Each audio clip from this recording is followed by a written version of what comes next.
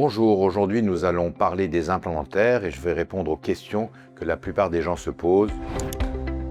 D'abord, pourquoi un implant dentaire? Lorsqu'on a une perte d'une ou plusieurs dents, qui peut être en rapport avec une extraction, avec un abcès, avec un choc ou que la dent n'a jamais été remplacée, on peut avoir un problème esthétique, on peut avoir un problème de mastication et également un problème de phonation. Ces problèmes sont importants, il peut y avoir également des conséquences. Les dents adjacentes peuvent se chevaucher, peuvent bouger et on peut avoir également des mobilités des autres dents, également une perte de l'os autour des racines adjacentes. Et ça complique le traitement futur. La solution, c'est de remplacer le plus rapidement possible la dent manquante par une racine artificielle qui s'appelle l'implant dentaire. Devant une perte d'une dent, quelle que soit la cause, on peut la remplacer par une racine artificielle. Donc on positionne une racine artificielle dans l'os en lieu et place de la racine initiale et le patient peut repartir le jour même ou quelques jours plus tard avec une couronne sur son implant.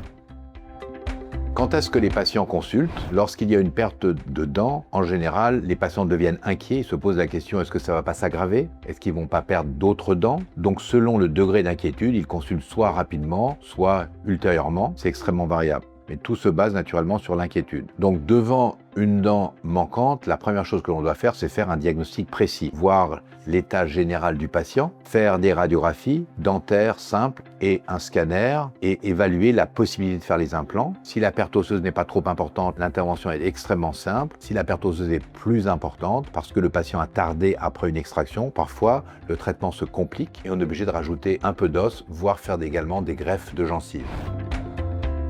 Comment se déroule l'intervention? Nous réalisons une petite anesthésie locale une fois que le diagnostic a été établi. On soulève la gencive, ce qui permet de voir l'os, puis on positionne cette racine artificielle qui est en titane pur, qui est un matériau très biocompatible, qui est positionné donc dans l'os. Puis une fois que l'implant est stable, on met en place par-dessus un petit pilier. Ce petit pilier permet de guider la gencive pour la cicatrisation et on suture la gencive autour de ce pilier. Et les couronnes sont mises en place soit immédiatement, soit dans la plupart des temps, entre 3 à 6 mois après la mise en place de l'implant. Les fils de suture sont retirés quelques jours, voire une semaine après l'intervention. C'est une intervention qui est rapide, qui est très structurée, avec un vrai protocole.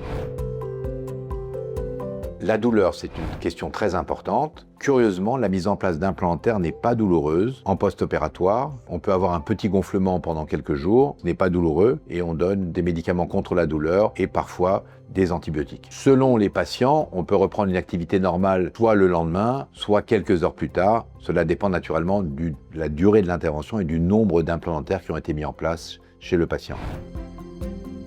Quels sont les bénéfices de la mise en place d'un implant dentaire? Premièrement, on retrouve une dent fixe. Pouvoir sourire, pouvoir mastiquer, pouvoir mâcher, ne pas avoir de dentier ou d'appareil amovible dans la bouche. C'est un énorme réconfort et psychologiquement, c'est quand même très important d'avoir des dents fixes dans la bouche. C'est une solution qui est très proche d'une dent naturelle au niveau esthétique et au niveau de la fonction. Ça permet également de stabiliser les dents qui sont de part et d'autre, d'éviter la perte de l'os et des déchaussements importants. Par contre, pour éviter les complications des implants dentaires, qu'on appelle des périimplantites, donc des pertes osseuses autour des implants, il faut avoir une hygiène bucco-dentaire stricte avec un brossage matin et soir au moins de 4 à 5 minutes et de faire des détartrages chez son dentiste au moins 2 fois par an avec des contrôles radiographiques.